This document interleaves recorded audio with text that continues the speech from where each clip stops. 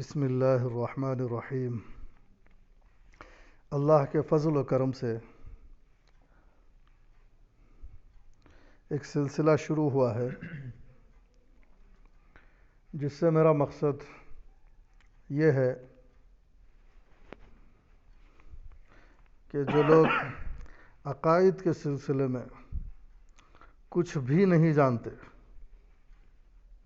نماز پڑھ لیتے ہیں، روزہ رکھ لیتے ہیں، ذکر و تسبیح بھی کر لیتے ہیں، لیکن عقائد کے سلسلے میں کچھ نہیں جانتے، تو ایسے احباب کے تعلق سے کچھ خطرہ سا محسوس ہوا آخرت کی زندگی کے پیش نظر۔ تو اسی لیے کچھ باتیں ایک ترتیب وار عرض کرنے کی کوشش کی جا رہی ہے تاکہ نہ جاننے والوں کو جاننے کا موقع مل جائے، اور تھوڑا سا اس سلسلے میں بتانے سے یہ بھی فائدہ ہو کہ اگر کوئی اس سلسلے میں کسی ایک عقیدے کو لے کر تفصیل سے کتابوں کی روشنی میں اس کو جاننا چاہے تو یہ بھی اس طرح کی گفتگو ایک ذریعہ بن جائے گی، ایک یاد دہانی ہو جائے گی۔ یہاں تو 10-20 منٹ آدھا گھنٹہ کہا گیا، ساری باتیں تو آ نہیں سکتی، تفصیل سے کتابوں میں موجود ہے، اس کو دیکھنا چاہے تو تفصیل سے دیکھ سکتے ہیں، بلکہ دیکھنے کا ارادہ کرنا چاہیے۔ عقائد کے سلسلے میں ایسا ہوگا یا ایسا ہوگا، ایسا ہو سکتا ہے، ایسی ہماری معلومات نہیں ہونا چاہیے، بلکہ ایسی ہونا چاہیے کہ ایسا نہیں کرنا چاہیے۔ عقائد کے باب میں ایسا ہی کرنا چاہیے، کیونکہ یہ اپنی ذات کا مسئلہ ہے۔ ہم کو آخرت کی طرف جانا ہے، اسے ٹال نہیں سکتے ہم۔ ایسا نہیں ہے کہ میں آخرت کو نہیں جاؤں گا، مجھے قبر میں نہیں جانا ہے، مجھے آخرت کی طرف جانا نہیں ہے، ایسا نہیں ہے۔ تو اسی لیے یہ سلسلہ شروع کیا گیا ہے۔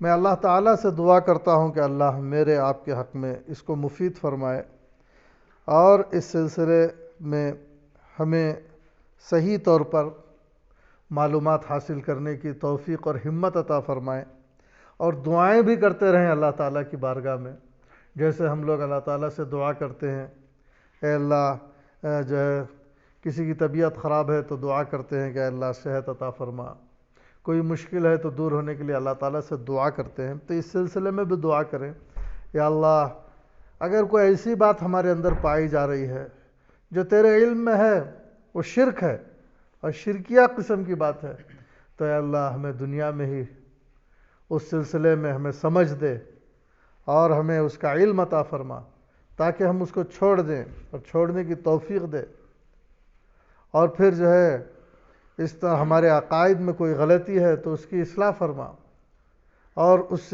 عقائد کے سلسلے میں صحیح معنوں میں محنت کرنے اور معلومات حاصل کرنے اور اس پر جمنے کی ہمیں توفیق دے، ہمت دے۔ اس طرح دعاؤں کا سلسلہ بھی رہنا چاہیے، اس کا بھی اثر ہوتا ہے، حالات بنتے چلے جاتے ہیں، اس طرح کے اسباب ہمارے سامنے ہوتے چلے جاتے ہیں کہ آہستہ آہستہ ہمارے عقائد ٹھیک ہونے لگتے ہیں، جس کی ہمیں اشد ضرورت ہے۔ گزشتہ عقیدہ نمبر 3 بیان کرتے ہوئے آپ حضرات کے ذہن میں ہوگا یہ کہا گیا تھا کہ کعبۃ اللہ کے علاوہ کسی اور عمارت کا طواف کرنا بھی یہ شرک فی العبادت میں شمار ہوتا ہے۔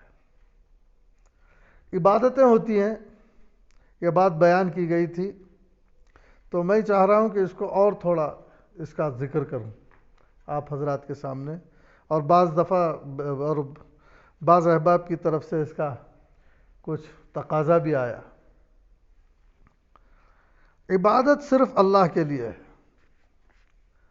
اور عبادت کا طریقہ نبی کریم صلی اللہ علیہ وسلم نے فرمایا ہے، اور عبادت کی حقیقت یہ ہے کہ تذلل اختیار کرنا، عاجزی و انکساری انتہا درجے کی اختیار کرنا اللہ کے لیے.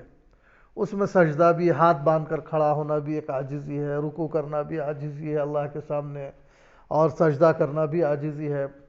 اس طرح کی عبادتیں ہیں جس کے ذریعے سے اپنا بندہ ہونے کو بتاتا ہے.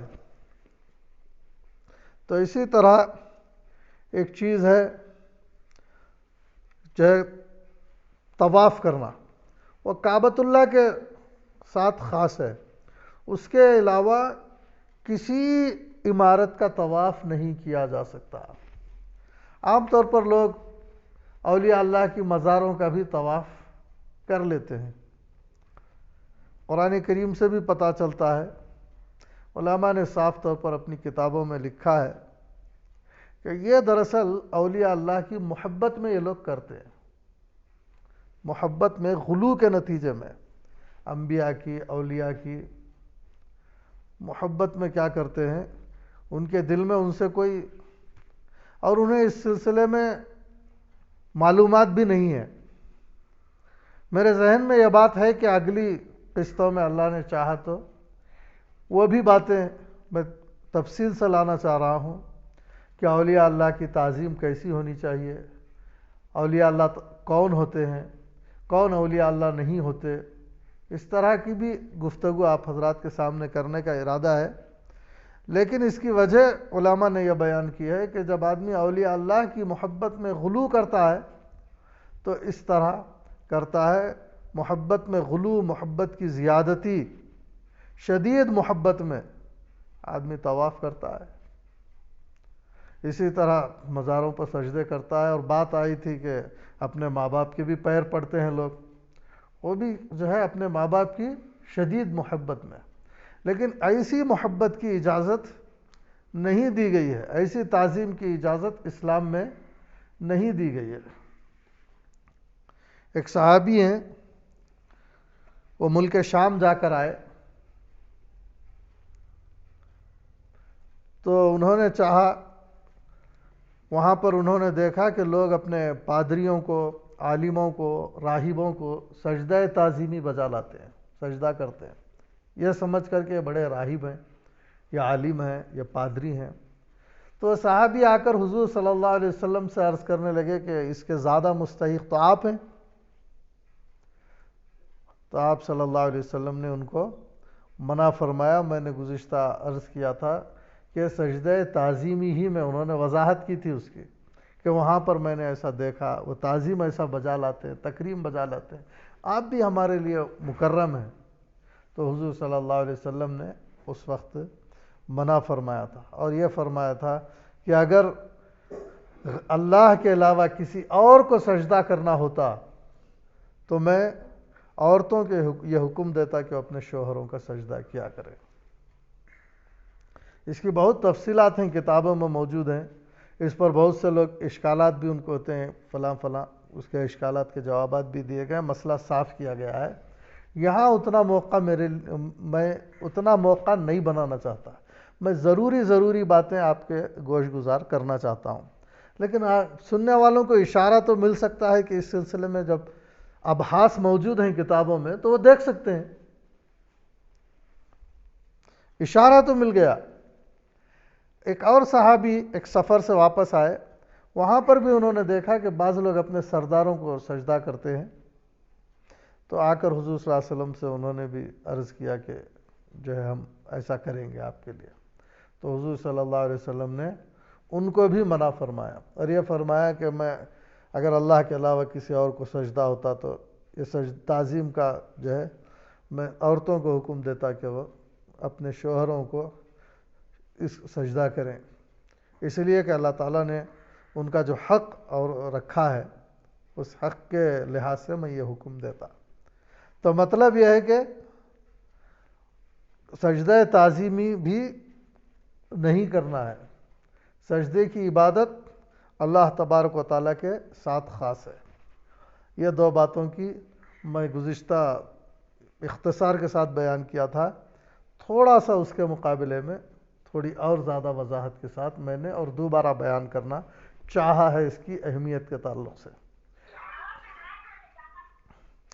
اور ایک بات آئی تھی اس وقت کہ وہ دیکھتا ہے، سنتا ہے، بولتا ہے.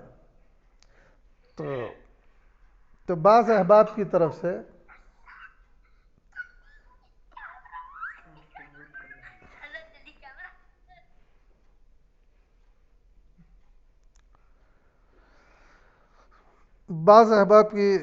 ملاقات پر یہ بھی اس طرح کا کچھ احساس ہوا کہ سنتا ہے کے سلسلے میں پھر میں آپ حضرات کے سامنے عرض کرنا چاہتا ہوں.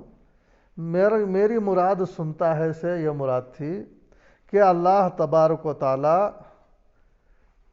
سنتے ہیں، اور ایسا سنتے ہیں کہ ہلکی آواز یا اونچی آواز کی کوئی قید نہیں ہے، دور اور نزدیک کی کوئی قید نہیں ہے. ہمارے دل کی دھڑکنوں کو سن لیتے ہیں، معمولی سے معمولی آواز کو بھی سن لیتے ہیں. اللہ تبارک و تعالیٰ کی یہ صفت ہے سننا. یہ میں نے عرض کیا تھا، جیسے دیکھنا اللہ تعالیٰ کی ایک صفت ہے کہ وہ گھر کے اندر بھی دیکھ رہا ہے، گھر کے باہر بھی دیکھ رہا ہے، ہمارے دل کے جو ہے جذبات کو بھی دیکھ رہا ہے، دماغ کے تصورات کو بھی دیکھ رہا ہے، اندھیرے کی چیزوں کو بھی دیکھ رہا ہے، اجالے کی چیزوں کو بھی دیکھ رہا ہے، دور کی چیزوں کو بھی دیکھ رہا ہے، اور نزدیک کی چیزوں کو بھی دیکھ رہا ہے. اسی طرح وہ سن رہا ہے. لیکن بعض احباب کو اس سے اس طرف ذہن جا سکتا ہے کہ ہم نے ہماری بیماری کے سلسلے میں سنایا اللہ تعالیٰ کو، اور انہوں نے کہا کہ سنتا ہے، ہم تو سنا رہے ہیں. اللہ تعالیٰ سن لیتا ہے، وہ الگ مسئلہ ہے کہ اللہ تبارک و تعالیٰ کو یہ بھی اختیار ہے کہ وہ کون سی دعا وہ چیز فوراً دے دیں یا دیر سے دے دیں. اس کے بھی اصول ہیں دعا کے. آپ دعا کا مضمون اٹھا کر آپ دیکھیں گے تو اس طرح کی باتیں آپ حضرات کو مل جائیں گی کہ دعا کے آداب کیا ہیں، دعا کی حقیقت کیا ہے، دعا کیسے کی جاتی ہے، اللہ کا طریقہ کیا ہے دعا کی قبولیت کا. وہ مستقل ایک موضوع ہے. ہو سکتا ہے کہ ہم کبھی اس موضوع پر آئیں اور کبھی نہ بھی آئیں، لیکن ان عقائد میں صرف یہ واضح کرنا تھا کہ ہمارا پروردگار سنتا ہے، اس کی ایک صفت ہے. اور اس سے یہ بھی مقصد تھا کہ ہم اس طرح کی صفات بھی جانیں گے اللہ کی، تو بعض دفعہ انسان اللہ کی وحدت میں شرکت کسی کو شریک نہیں کرتا. یہ نہیں کہتا کہ اللہ دو تین ہے، ایک ہی مانتا ہے، لیکن کبھی صفات میں کسی کو شریک کر بیٹھتا ہے. اس کے امکانات ہیں. مثلا جو ہے کسی بزرگ کے بارے میں یہ اعتقاد رکھ لے کہ وہ دور سے سن لیتے ہیں، میں یہاں سے پکاروں گا تو سنیں گے. یہاں سے عقیدے کی خرابی آ سکتی ہے. یہ بتانا مقصود ہے، یہ دیکھتا ہے، سنتا ہے، بولتا ہے کہ اللہ کی طرح کوئی مخلوق نہیں دیکھتی.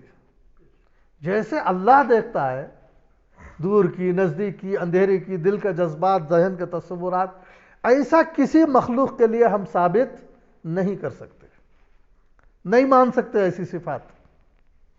اور اللہ تبارک و تعالیٰ جیسا دیکھتا ہے ویسا کسی کے بارے میں وہ بھی ہم کو دیکھ رہے ہیں، دور سے دیکھ رہے ہیں، فلاں ملک سے دیکھ رہے ہیں، فلاں علاقے سے ہم کو دیکھ سکتے ہیں، ان کو یہاں کے بیٹھنے کا علم ہو سکتا ہے. ایسی کسی بندے کے لیے اگر ایسی صفات مانے گا تو صفات کے لحاظ سے اس بندے کو خدا کے برابر کر دینا لازم آئے گا. ایسا ہم جو ہے خدا اس بندے کی عقیدت میں اسے اتنا نہیں بڑھا سکتے کہ وہ بندہ نہ رہے بلکہ خدائی کے مقام پر ہم اپنے اعتقاد میں سمجھ بیٹھے ہیں اسے. ایسا خیال لا لیں اس کے بارے میں جو خیال کے خدا کے ساتھ خاص ہے. یہ ہے، اگر کوئی ایسا سمجھتا ہے کسی دوسری مخلوق کو بھی تو وہ ایسا نہ سمجھا کرے. اس سے صحیح عقائد میں خلل پڑتا ہے، یہ مقصد تھا.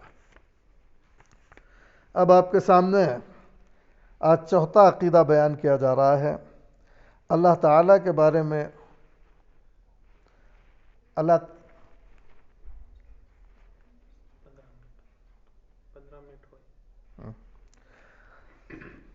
اللہ تعالیٰ کے بارے میں ہمیں یہ بھی عقیدہ رکھنا چاہیے کہ وہ بے عیب ہے، کسی کا محتاج نہیں، نہ اس کا باپ ہے نہ ماں، نہ بیٹا، نہ بیٹی، نہ بیوی، نہ اور کوئی رشتہ دار، نہ اس کو ہم جیسے ہاتھ ہیں، نہ پاؤں، نہ اور کوئی عضو، اور نہ ہم جیسی کوئی صورت و شکل، بلکہ وہ نور ہی نور ہے۔ یہ ہے عقیدہ، عقیدہ نمبر 4۔ اس میں سمجھنے کی یہ بات ہے ہمیں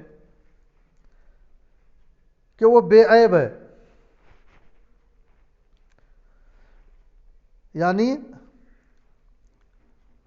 اس کے اندر اس کی جو صفات ہیں، اس کی وحدانیت ہے اور اس کی جو صفات ہیں وہ اتنی مکمل ہیں، اتنی کامل ہیں کہ اس کے اندر کسی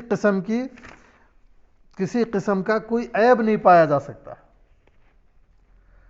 وہ اپنی صفات کے اندر انتہائی درجے کامل ہے اور ہر قسم کے عیب سے پاک ہے۔ مثلا اس کا علم ہے، اس کا ارادہ ہے، اس کی قدرت ہے، اس کا سننا ہے، اس کا بولنا ہے، اس میں کسی قسم کا کوئی عیب کی بات نہیں ہے۔ اللہ تعالیٰ بڑی قدرت والے ہیں، اس کی قدرت میں کوئی کمی نہیں ہے۔ اس نے ساری کائنات کو بنایا ہے، یہ اس کی قدرت ہے۔ درخت بنائے، شجر بنائے، حجر بنائے، پہاڑ بنائے، دریا رواں کیے، یہ اس کی قدرت ہے۔ اور اللہ تبارک و تعالیٰ کا علم، اللہ کے برابر کسی کا علم نہیں ہے۔ اللہ تعالیٰ نے جسے جتنا دیا اسے اتنا علم ملا۔ انبیاء کو اللہ نے جتنا دیا انبیاء کو ملا، اولیاء کو جتنا دیا، جس کسی کو بھی اللہ نے اپنے فضل سے جتنا علم دیا۔ باقی حقیقت میں علم تو اللہ تعالیٰ کو ہر چیز کا علم ہے۔ زمین کے اندر کیا ہے اس کا علم، آسمانوں کا، کائنات کے ذرے ذرے کا، ہر ایک کے دل کے حالات کا، ہماری بیماریوں کا، سب کی امیری غریبی کا، سب کا علم اللہ کو ہے۔ وہ اپنے اس صفت میں کامل ہے، وہ بے خبر نہیں ہے۔ وہ ایسا نہیں ہے کہ اللہ تبارک و تعالی ہماری کسی چیز سے ناواقف ہے، ایسا نہیں ہے۔ وہ بہت اپنی صفات میں کامل ہے۔ اور اللہ تعالیٰ کی صفات ہے جیسے اللہ تعالیٰ کا سننا، میں نے کہا اللہ تعالیٰ کیا جو ہے دیکھنا، اسی طرح اللہ تبارک و تعالیٰ بولتا ہے۔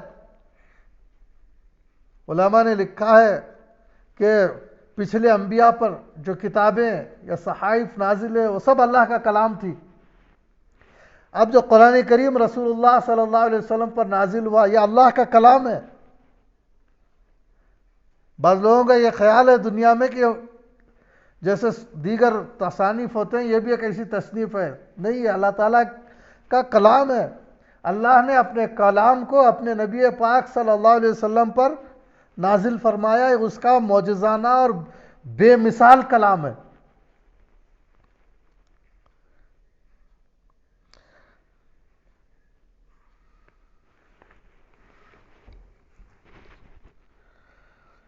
اور ایک بات اس کے اندر ہے، وہ کسی کا محتاج نہیں۔ اللہ تبارک و تعالی کسی کا محتاج نہیں ہے، اس کی ذات بے نیاز ذات ہے۔ جیسا ہم نے قرآن کریم میں سنتے ہیں، قل هو اللہ احد اللہ الصمد، اے پیغمبر کہہ دیجئے کہ اللہ ایک ہے۔ اس سے معلوم ہوتا ہے کہ جو دو تین خدا کو تسلیم کر لیتے ہیں وہ غلطی پر ہے قرآن کی روح سے۔ اللہ نے اپنے نبی پاک صلی اللہ علیہ وسلم کے ذریعے سے جو ہم تک جو معلومات اور علم پہنچایا ہے وہ یہ ہے کہ وہ اللہ ایک ہے۔ اور اللہ قل هو اللہ احد اللہ الصمد، اللہ صمد ہے، بے نیاز ہے۔ علماء نے اس کا ترجمہ اردو میں بے نیاز سے کیا ہے، البتہ اس کا مطلب یہ بیان کیا ہے کہ بے نیاز اس ذات کو کہتے ہیں جو کسی کا محتاج نہ ہو بلکہ سب اس کے محتاج ہو۔ تو اللہ تعالیٰ کسی کا محتاج نہیں ہے۔ یہ ہم کو سمجھایا گیا ہے. وہ کسی چیز میں محتاج نہیں ہے، کائنات کے بنانے میں کسی کا محتاج نہیں ہے، کسی چیز کے پیدا کرنے میں کسی کا محتاج نہیں ہے، بلکہ سب اس کے محتاج ہیں. اور ہر ایک دنیا میں جو بھی ہے، صاف صاف سن لیجئے، سب اللہ تعالیٰ کے جتنے بندے ہیں، کسی بھی قسم کے بندے ہوں، بڑے ہوں، چھوٹے ہوں، دیہات کے ہوں، شہر کے ہوں، اہل علم ہوں، بے علم ہوں، سرمایہ دار ہوں، غریب ہوں، جوان ہوں، بوڑھے ہوں، مرد ہوں، عورتیں ہوں، طاقتور ہوں، کمزور ہوں، اور اولیاء ہوں، انبیاء ہوں، صحابہ ہوں، کوئی بھی، سب اللہ تبارک و تعالیٰ کے محتاج ہیں، سب اس کے بندے ہیں. اور آگے بتایا جا رہا ہے کہ نہ اس کا باپ ہے نہ ماں. بعض دفعہ شرک علماء نے لکھا ہے کہ اس طرح بھی گھس آتا ہے کہ اللہ تعالیٰ کے لیے ایک فیملی تصور کر لے آدمی، ایک کنبہ اور قبیلہ مان لے اس کے لیے، اور کہے کہ اللہ تعالیٰ کا بیٹا ہے. ایسا نہیں ہو سکتا. اگر جو ہے کسی انسان کا بیٹا ہے تو انسان کا بیٹا انسان ہی کی طرح ہوگا. جیسے باپ کی آنکھیں ہیں، بیٹے کی بھی آنکھیں ماننا پڑے گا، باپ کے کان ہیں تو بیٹے کے بھی کان ہوں گے. تو اسی طرح جو ہے ماں ہے تو ماں اور بیٹی میں ایک تشابہ ہی رہے گا. تو بعض دفعہ کیا ہے، ہم اگر کوئی اللہ کا بیٹا کسی کو مان لے، تصور کر لے، تو اس کی بھی اجازت نہیں ہے. اس طرح بھی شرک گھس آتا ہے، کیونکہ اگر کوئی اللہ کا بیٹا ہوگا تو پھر اللہ ہی جیسا ہوگا، ماننا پڑے گا. اگر یہ مان لیں گے تو پھر شرک ہو گیا یہیں سے. اللہ کی بہن مانیں گے تو پھر اللہ ہی کی طرح ہوگی وہ، تو وہ بھی وہ ایسا ہو جائے گا. آپ اندازہ کیجئے، اس کی تفصیل کی ضرورت نہیں ہے، میں سمجھتا ہوں بہت اوپری بات ہے. اسے جو ہے پھیلانا اس وقت سمجھ میں نہیں آ رہا. اگر سمجھ میں آیا تو اگلی نشستوں میں پھر اس کو بتائیں گے. لیکن مختصر یہ ہے کہ نہ اس کا باپ ہے، نہ ماں، نہ بیٹا، نہ بیٹی، نہ بیوی، نہ اور کوئی رشتہ دار. دیکھیے ہمارا بیٹا ہمارے جیسا انسان، ہماری بیوی، ہمارے بچے، ماں باپ ہمارے جیسے انسان ہی ہوتے ہیں. اور اللہ تبارک و تعالیٰ کی ذات تو ان چیزوں سے پاک ہے. اگر کوئی تفصیل دیکھنا چاہے تو سورہ اخلاص میں دیکھ سکتا ہے، لم یلد ولم یولد. اللہ نے کہا نہ وہ کسی کا نہ وہ جو ہے اس کا کوئی باپ ہے، نہ وہ کسی کا بیٹا ہے. اللہ کا باپ بھی نہیں ہے، اللہ کا کوئی بیٹا بھی نہیں ہے. تو اسی لیے یہاں پر اس کی یہ کی گئی ہے کہ ایسا ہم تصور، ایسا ہم خیال نہیں جما سکتے. اور بسا اوقات جو ہے اللہ تعالیٰ کی برابری یا بعض صفات میں بھی شرک آ جاتا ہے. سورہ اخلاص میں اس کا بھی تذکرہ ہے، وَلَمْ يَكُنْ لَهُ كُفُوًا أَحَدٌ، کہ اس کے برابر کسی کی طاقت نہیں، اس کے برابر کوئی نہیں، اس کے جیسا علم والا کوئی نہیں، اس کے جیسا سننے والا کوئی نہیں، مخلوق میں کوئی ہو نہیں سکتا، اتنا بلند کوئی نہیں ہے. تو نہ کوئی رشتہ دار، اس کو نہ ہم جیسے ہاتھ ہے نہ پاؤں، نہ اور کوئی عضو، نہ ہم جیسی کوئی صورت و شکل. تو اگر کوئی یہ تصور جما لے کہ اللہ تعالیٰ کا ہاتھ ہے، اللہ دیکھتے ہیں، جیسا کہ بتایا گیا اللہ تعالیٰ دیکھتے ہیں، اللہ تعالیٰ جو ہے سنتے ہیں، تو اگر کوئی یہ سوچے کہ پھر اللہ کے بھی کان ہیں جیسے ہمارے جیسے کان ہیں، تو یہ اللہ کو گھٹا کر انسان جیسا بنانا ہوا عقیدے کو. اللہ تعالیٰ سنتے ہیں، اس میں شک نہیں ہے، لیکن ایسے نہیں سنتے جیسے انسان سنتے ہیں. وہ کان کا محتاج ہے سننے کے لیے. اللہ تعالیٰ سننے کے لیے کان کے محتاج نہیں ہے، اللہ تعالیٰ آنکھ کے محتاج نہیں ہے، اللہ تعالیٰ زبان کے محتاج نہیں ہے دیکھنے کے لیے. تو اسی طرح کوئی یہ سمجھے کہ اللہ تبارک و تعالیٰ ایسی آنکھ رکھتا ہے جیسے انسان رکھتے ہیں، اس سے دیکھتا ہے، اس کی بھی اجازت نہیں ہے۔ بس ہم کو یہ عقیدہ رکھنا ہے کہ اللہ تبارک و تعالیٰ کی ہم جیسے ہاتھ پاؤں نہیں، ہم جیسی صورت و شکل نہیں، ہم جیسے اعضاء نہیں۔ وہ اللہ تعالیٰ دیکھتا ہے، سنتا ہے، بولتا ہے، لیکن جیسے ہم بولتے ہیں ایسے نہیں۔ تو اس کو سن لیجئے، عقیدہ یہ لکھا گیا ہے کہ اس کو نہ ہم جیسے ہاتھ ہیں، نہ پاؤں، نہ کوئی عضو، اور نہ ہم جیسی کوئی صورت و شکل، بلکہ وہ نور ہی نور ہے۔ یہ عقیدہ آج کا مکمل ہو گیا۔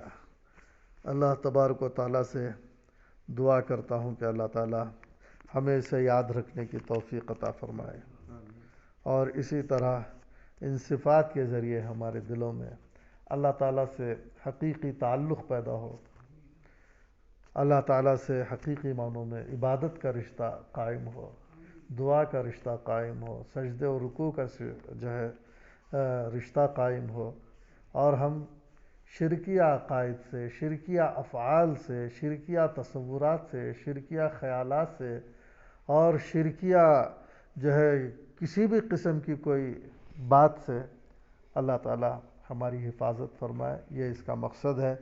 اللہ سے دعا کرتا ہوں کہ اللہ تعالیٰ اس مختصر کو قبول فرمائے اور ہمیں عقائد کے باب میں، اعمال کے باب میں سیدھی راہ پر چلائے، وہ راہ جو انبیاء کی، صدیقین کی اور جو ہے اہل علم کی راہ ہے۔ اللہ تعالیٰ اس راہ پر ہم سب کو گامزن فرمائے، جہالت کی راہ سے ہمیں بچائے، نفسانیت کی راہ سے ہمیں بچائے۔